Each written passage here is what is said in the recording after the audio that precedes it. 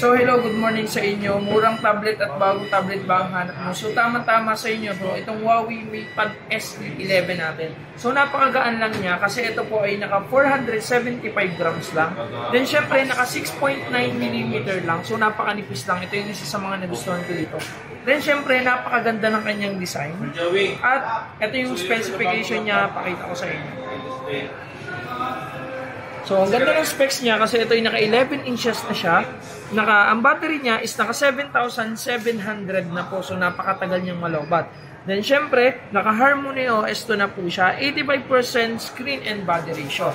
Then, syempre, kagandahan po nito, naka 4 speaker, 1 mic.